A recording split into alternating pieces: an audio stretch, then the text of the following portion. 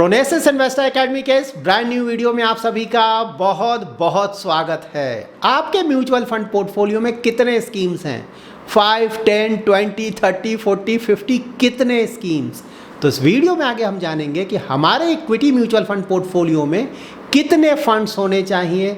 अगर पोर्टफोलियो में ज़्यादा फंड्स हैं तो उससे क्या नुकसान हो सकता है, अगर ऑलरेडी ज़्यादा फंड्स हैं तो उसे हम कम कैसे करेंगे, और एक बार हमने नंबर ऑफ फंड्स को कम कर लिया तो उससे हमारा ओवरऑल जो रिटर्न्स है वो कैसे बढ़ जाता है। सबसे पहले जान लेते हैं कि हमारे पोर्टफोलियो में नंबर ऑफ फंड्स बढ़ कैसे जाते हैं। तो देखिए, इसका सबसे बड़ा रीज़न क्या है कि अभी भी ज़्यादातर इन्वेस्टर्स सिर्फ लास्ट 1 ईयर का रिटर्न देखकर अपना इन्वेस्टमेंट करते हैं। तो किसी फंड में ऑलरेडी उन्होंने इन्वेस्टमेंट किया हुआ है, उसका लास्ट 1 ईयर का परफॉर्मेंस देखा उन्होंने, परफॉर्मेंस अच्छा नहीं लगा, क्योंकि म्यूचुअल फंड स्कीम है, कभी अच्छा करेंगे कभी ज़्यादा अच्छा नहीं करेंगे, परफॉर्मेंस अच्छा नहीं लगा। दूसरे फंड्स को उन्होंने देखा वो लास्ट 1 ईयर में तो यहाँ रिटर्न बहुत ज़्यादा है, मेरे स्कीम का तो रिटर्न कम आ रहा है। तो जिस भी स्कीम में ऑलरेडी इन्वेस्टमेंट है वहाँ पे उन्होंने अपना SIP बंद कर दिया या सम केसेस में उसे बेच दिया, और जिसका ऑलरेडी काफ़ी रिटर्न आ चुका है लास्ट 1 ईयर में वहाँ अपना इन्वेस्टमेंट स्टार्ट किया। तो ये मोस्टली सबसे बड़ा रीज़न है जिसके कारण नंबर ऑफ फंड्स काफ़ी ज़्यादा बढ़ जाते हैं। नंबर सेकंड रीज़न है, कई बार हमारे जो एडवाइज़र्स होते हैं उनके तरफ से भी टाइम टू टाइम, क्योंकि उनका बिजनेस है ना, बेचना है, तो टाइम टू टाइम नए नए फंड्स लाए जाते हैं, तो वहाँ पे भी प्रॉब्लम है। वैसे इन्वेस्टर्स जिनको ज़्यादा आइडिया नहीं है, नया फंड्स आता है, बताया जाता है कि फ़ंड बहुत अच्छा करेगा, तो टाइम टू टाइम वो जो फंड्स हैं वो ऐड करते जाते हैं अपने पोर्टफोलियो में, उसके कारण भी नंबर ऑफ फंड्स बहुत ज़्यादा हो जाता है। नंबर थर्ड, इंडिया में बहुत सारे म्यूचुअल फंड कंपनीज़ हैं, उनके बहुत सारे स्कीम्स हैं और नए स्कीम्स लगातार वो ला रहे हैं ताकि बिज़नेस को बढ़ाया जा सके। तो यहाँ पे कई बार ऐसा होता है कि इन्वेस्टर्स को ना न्यू स्कीम्स देखते हैं, एक्साइटमेंट आता है, उन्हें लगता है कि नहीं ये स्कीम शायद आने वाले समय में बहुत ज़्यादा अच्छा परफॉर्मेंस देगा, तो उसके कारण भी टाइम टू टाइम इन्वेस्टर्स नए नए स्कीम्स ऐड करते रहते हैं, जिसके कारण उनके पोर्टफोलियो में बहुत सारे स्कीम्स हो जाते हैं। अब जान लेते हैं कि नंबर ऑफ फंड्स अगर ज़्यादा है हमारे पोर्टफोलियो में तो उससे प्रॉब्लम क्या हो सकता है। तो देखिए, प्रॉब्लम्स बहुत सारे हो सकते हैं। देखिए, सबसे जो बेसिक प्रॉब्लम आता है वो है कि आपको मैनेज करने में प्रॉब्लम होगा। लेकिन अगर किसी के पोर्टफोलियो में सिर्फ 4 to 5 स्कीम्स हैं और किसी के पोर्टफोलियो में 40-50 स्कीम्स हैं, जी हाँ, आपको बहुत सारे इन्वेस्टर्स मिल जाएंगे जिनके पोर्टफोलियो में आपको 40-50 स्कीम्स मिलेंगे। मतलब 10-20 स्कीम्स तो बिल्कुल नॉर्मल है, बहुत जगह आपको मिल जाएगा। तो यहाँ पे ऑफ कोर्स अगर आप सिर्फ 4-5 स्कीम्स रखते हैं, उसको ना पीरियोडिक जो हमें रिव्यू करना होता है कुछ महीनों पे, या फिर उस जिस भी म्यूचुअल फंड कंपनी का वो स्कीम है वहाँ पे देखना कि भाई वहाँ पे कुछ प्रॉब्लम तो नहीं है, जो अच्छे फंड मैनेजर्स हैं वो कहीं छोड़कर जा तो नहीं रहे हैं। तो बहुत सारे चीज़ें हैं जो कि हम चेक कर सकते हैं। तो अगर नंबर ऑफ़ फंड्स कम है तो डिटेल्स चेक करने में हमें सहूलियत होती है, जबकि नंबर ऑफ़ फंड्स बहुत ज़्यादा हैं तो ऑफकोर्स वहाँ पे टाइम ज़्यादा लगेगा। कई बार आपको लगेगा कि नहीं इतने सारे फंड्स हैं, कितना चेक करूँ, हो सकता है कुछ आप चेक करें बाकी आप छोड़ दें। तो इसलिए भी नंबर ऑफ फंड्स अगर कम है तो वो अच्छा है। नंबर सेकंड, और ये बहुत इंपॉर्टेंट है, ये है ओवर डाइवर्सिफिकेशन। देखिए, जब भी हम अपना स्टॉक का पोर्टफोलियो बनाते हैं उसमें कितने स्टॉक्स आप इंक्लूड करेंगे? 5, 10, 15, 20, 30, 40, कितने? बहुत हुआ 30-40। जब आप म्यूचुअल फंड स्कीम में इन्वेस्टमेंट करते हैं, एक इक्विटी म्यूचुअल फंड में, तो वहाँ पे कितने स्टॉक्स होते हैं? तो on an average about 50-60 stocks होते हैं। कहीं कहीं ऑफ कोर्स थोड़ा कम होगा 30-40, और कहीं कहीं तो 100 से भी ज़्यादा स्टॉक होता है एक म्यूचुअल फंड स्कीम में। तो अगर आपने एक भी स्कीम में इन्वेस्टमेंट कर दिया डाइवर्सिफाइड स्कीम में, तो वहाँ पे ऑलरेडी आपका जो पोर्टफोलियो है वो डाइवर्सिफाइड है। तो यहाँ पे जैसे जैसे आप नंबर ऑफ़ स्कीम्स ऐड करते जाएंगे वहाँ पे डाइवर्सिफिकेशन बढ़ता जाएगा, और जब डाइवर्सिफिकेशन बढ़ जाएगा तो क्या होगा, वो ओवर डाइवर्सिफिकेशन हो जाएगा। और किसी भी पोर्टफोलियो के लिए ओवर डाइवर्सिफिकेशन अच्छा नहीं है। ओवर डाइवर्सिफिकेशन का मतलब क्या हुआ? देखिए, लार्ज कैप में 100 स्टॉक्स होते हैं, तो अगर किसी ने लार्ज कैप के ही 2-3 स्कीम्स में अपना इन्वेस्टमेंट कर दिया तो बिल्कुल अलग अलग स्कीम है तो ओवरलैप तो होगा, बिल्कुल ओवरलैप होगा, लेकिन कुछ अलग स्टॉक्स भी होंगे।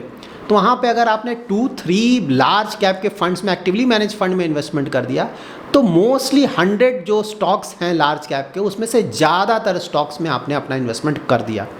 तो यहाँ पे तो आपका पूरा इंडेक्स ही आ गया ना, मतलब अगर आप लार्ज कैप के इंडेक्स में ही इन्वेस्ट कर देते इंडेक्स फंड में निफ्टी 100 तो वहाँ पे भी आपको 100 स्टॉक्स का एक्सपोजर मिल गया, लेकिन वहाँ पे जो एक्सपेंस रेशियो होगा इंडेक्स फंड का वो बहुत कम होगा।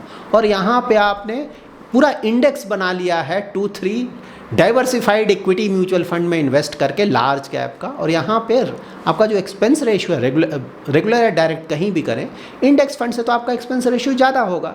तो इसीलिए मिड कैप में भी अगर आप देखें ना, मिड कैप में 150 स्टॉक्स आते हैं, वहाँ पे आप 2-3 या 4-5 में इन्वेस्ट कर देते हैं। चलिए 2 तक तो चलेगा क्योंकि वहाँ पे 150 हैं तो शायद वहाँ पे ओवरलैप ज़्यादा ना हो, लेकिन कहीं कहीं आपको ऐसे इन्वेस्टर मिलेंगे जो कि 3-4 स्कीम्स में अपना इन्वेस्टमेंट कर देते हैं, तब तो वहाँ भी आपको ज़्यादातर जो मिड कैप के स्टॉक्स हैं सब में एक्सपोजर मिल गया। तो इससे अच्छा है कि आप जो वहाँ का इंडेक्स है निफ्टी 150 इंडेक्स उसमें अपना इन्वेस्टमेंट कर दें, आपको सारे 150 स्टॉक्स में एक्सपोजर मिल रहा है और वहाँ पे एक्सपेंस रेशियो भी कम है। स्मॉल कैप तो आजकल बहुत पॉपुलर है, इन्वेस्टर्स का जो हम पोर्टफोलियो देखते हैं ना, कई बार 4-5 स्मॉल कैप के स्कीम्स में उनका इन्वेस्टमेंट होता है। देखिए 1-2 स्कीम्स इज़ ओके, लेकिन अगर आप 4-5 स्कीम्स में देखते हैं तो वहाँ पे ना ज़्यादातर जो स्मॉल कैप के अच्छे क्वालिटी के स्टॉक्स सभी में आपको एक्सपोजर मिल गया, ओवरलैप भी बहुत हो गया। तो यहाँ पे अगेन निफ्टी का जो 250 स्मॉल कैप इंडेक्स है उसमें आप अपना इन्वेस्टमेंट करें ना। अगर आप सारे स्टॉक्स में ही इन्वेस्टमेंट करना चाहते हैं, आपको लगता है कि नहीं शायद जिसमें मैं इन्वेस्ट नहीं कर रहा हूँ उसी का रिटर्न ज़्यादा आ जाएगा, जिसमें इन्वेस्ट कर रहा हूँ उसका रिटर्न ज़्यादा नहीं आएगा, ऐसा कई लोगों को लगता है, तो उस केस में अगर आपका इस तरह का थॉट प्रोसेस है तो आप इंडेक्स फंड में इन्वेस्टमेंट करें ना। वहाँ पे जो एक्सपेंस रेशियो है बहुत कम होगा, उसको मैनेज करने का भी हेडेक नहीं होगा। एक्टिवली मैनेजर आपको पता है ना, फंड्स में आपको ट्रैक करना पड़ता है, एक्सपेंस रेशियो भी ज़्यादा होता है। यहाँ पे आप इस बात को भी ध्यान में रखें कि हम किसी भी एक्टिवली मैनेज फंड में अपना इन्वेस्टमेंट क्यों करते हैं, लाइक लार्ज कैप का एक्टिव फंड, तो वहाँ पे देखिए 100 स्टॉक्स हैं, तो वहाँ पे हम एक्सपेक्ट करते हैं कि फंड मैनेजर 100 में से 40-50 वैसे स्टॉक्स को सेलेक्ट करेगा जो कि जिसका रिटर्न बहुत ज़्यादा आएगा आने वाले समय में, इसलिए हम एक्टिवली मैनेज फंड में ज़्यादा एक्सपेंस रेशियो देकर इन्वेस्टमेंट करते हैं। उसी तरह small cap actively manage fund में हम क्यों इन्वेस्टमेंट कर रहे हैं कि जो 250 स्टॉक्स हैं उसमें से ना 50-60-70 स्टॉक्स वो सेलेक्ट करेगा, वैसे स्टॉक्स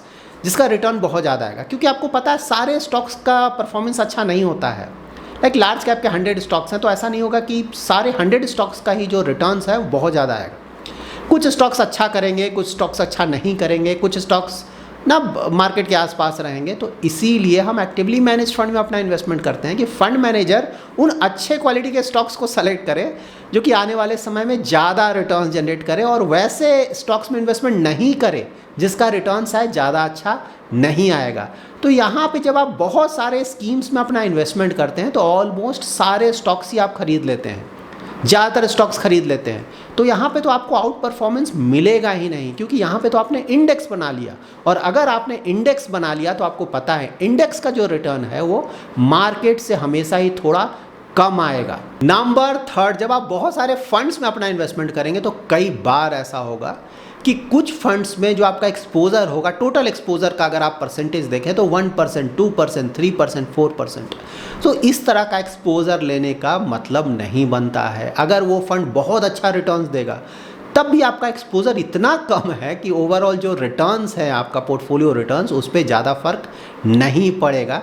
तो देखिए यहाँ पे ध्यान दें कि अगर किसी फंड में इन्वेस्टमेंट कर रहे हैं, क्योंकि आप इन्वेस्टमेंट कर रहे हैं मतलब आपको कुछ कॉन्फिडेंस है कि वो फंड अच्छा करेगा, तो जब कॉन्फिडेंस है आप इन्वेस्टमेंट कर रहे हैं तो वहाँ पे एक्सपोजर आप ज़्यादा लेंगे। अगर आप बहुत ज़्यादा आपको कन्विक्शन है तो इवन 10%, 15% भी एक्सपोजर ले सकते हैं, लेकिन 5% मिनिमम तो आपको रखना ही होगा। उससे कम अगर आप रख रहे हैं तो उस तरह के फंड में इन्वेस्टमेंट करने का कोई मतलब नहीं है। सो नाउ अगर हमारे पोर्टफोलियो में ऑलरेडी बहुत सारे स्कीम्स हैं तो उसको कम कैसे करें, तो देखिए सबसे पहले तो ये जान लें कि हमारे पोर्टफोलियो में स्कीम्स होने कितने चाहिए।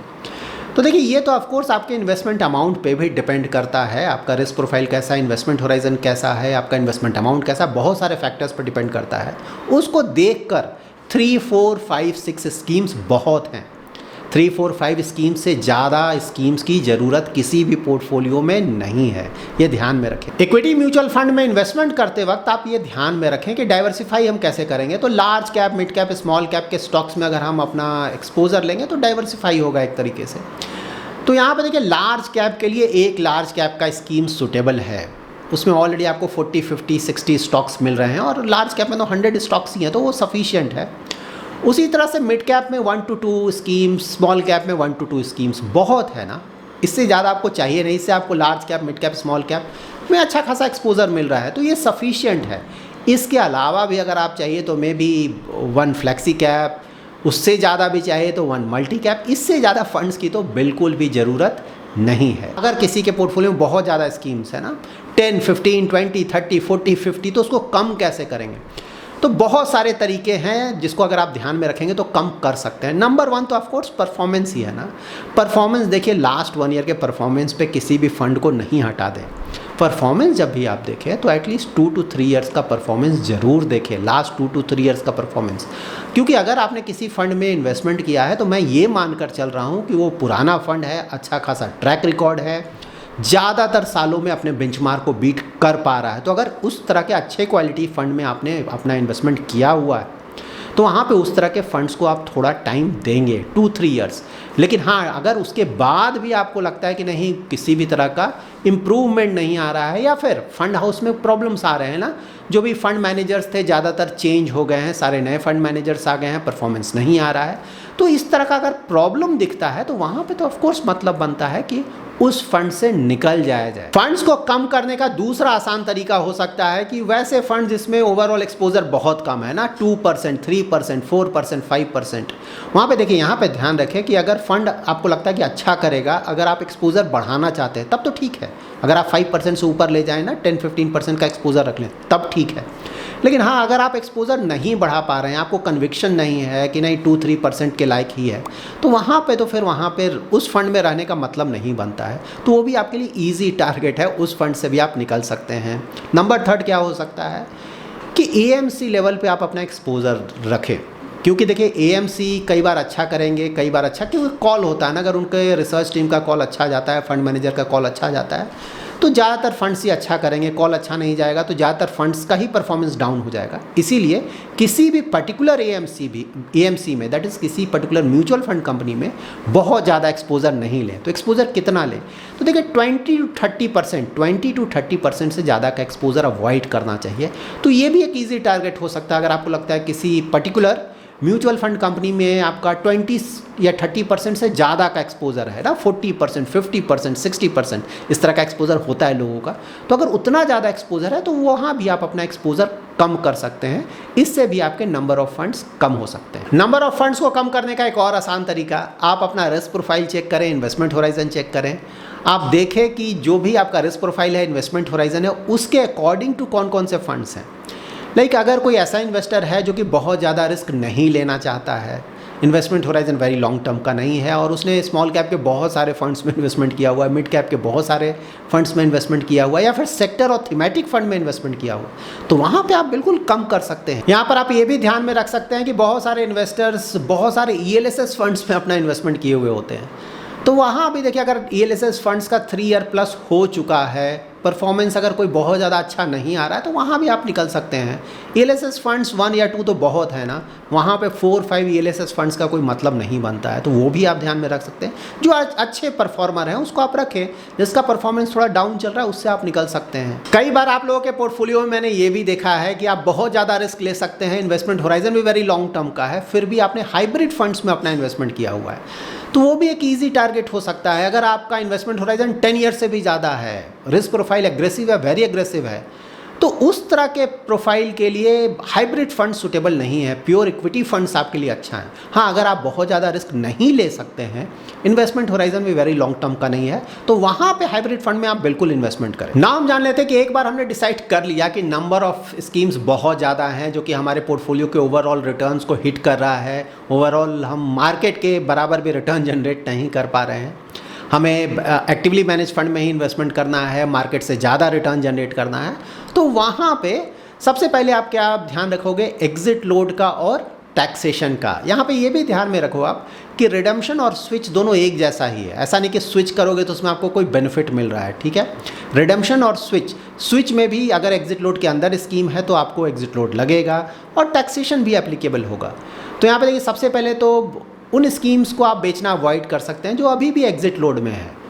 तो जब एग्जिट लोड ख़त्म हो जाए, अगर उस स्कीम को आप बेचना चाहते हैं तो बेच सकते हैं। दूसरा, टैक्सेशन में आप देखिए कि स्कीम एटलीस्ट 1 ईयर कंप्लीट कर ले, that is long term capital gains में चला जाए, क्योंकि लॉन्ग टर्म कैपिटल गेंस सिर्फ टैक्स पर 10% का होता है, जबकि शॉर्ट टर्म जो कैपिटल गेंस है वो 15% का होता है। स्कीम्स को बेचते वक्त आप ये भी ध्यान में रख सकते हैं कि इनको 2 डिफरेंट फाइनेंशियल ईयर्स में बेचें। आपको पता है ना कि long term capital gains up to 1 lakh के लिए हमें टैक्स नहीं पे करना होता है। तो अगर बेचने का प्रोसेस को आप 2 फाइनेंशियल ईयर्स में स्प्रेड आउट कर दें तो वहाँ पे आपको थोड़ा ज़्यादा बेनिफिट मिलेगा, तो वो भी आप ध्यान में रख सकते हैं। किसी भी स्कीम को बेचते वक्त कुछ इन्वेस्टर्स को ये कन्फ्यूजन होता है कि अरे इसमें तो टैक्स लगेगा, बेचते वक्त हम क्यों बेचें। देखिए यहाँ पे देखिए, जब भी आप उस स्कीम को बेचेंगे तो टैक्स लगेगा ही। मान लीजिए आप अभी नहीं बेच रहे हैं, आप 1 साल के बाद या 2 साल के बाद बेचेंगे, तब तो टैक्स लगेगा ही ना कभी तो आपको टैक्स पे करना ही होगा। तो अगर आपने डिसाइड कर लिया कि भाई इस स्कीम से मुझे निकलना है, बहुत सारे रीजंस हो सकते हैं निकलने का जो हमने डिस्कस किया, लाइक बहुत ज़्यादा अंडर परफॉर्मेंस आ रहा है, 2-3 ईयर से बहुत ज़्यादा अंडर परफॉर्मेंस आ रहा है, नियर फ्यूचर में बिल्कुल भी नहीं लगता है कि वहाँ कुछ रिटर्न्स आएगा, फंड मैनेजर्स पूरे चेंज हो रहे हैं, या फिर एएमसी में कुछ प्रॉब्लम आ गया है। तो यहाँ पे अगर आपने एक बार डिसाइड कर लिया कि नहीं मुझे इसमें नहीं रहना है, तो वहाँ पे फिर हम ऑफकोर्स कैपिटल गेन टैक्स नहीं देखेंगे, हम वहाँ पे बेचेंगे। क्योंकि देखिए अगर आप 2-3 साल के बाद भी बेचेंगे तो वहाँ भी कैपिटल गेन्स लगेगा, लेकिन 2-3 साल के बाद पता चला कि अंडर परफॉर्मेंस इसी तरह का बना रहा, तब तो आपको लॉस हो रहा है पोर्टफोलियो में ना। उसकी जगह अगर आप किसी अच्छे फंड में इन्वेस्टमेंट कर देंगे तो 2-3 ईयर्स में अच्छे खासे आपको रिटर्न्स मिल जाएंगे। बट हाँ देखिए, बेचते वक्त कोई अच्छे फंड को सिर्फ इसलिए नहीं बेच दें कि 2-3 मंथ्स या 1-2 साल में थोड़ा बहुत अंडर परफॉर्मेंस है।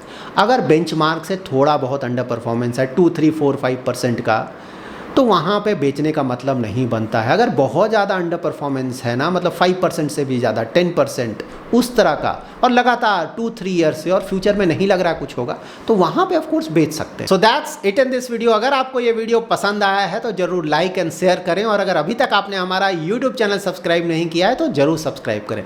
Thanks lot for watching.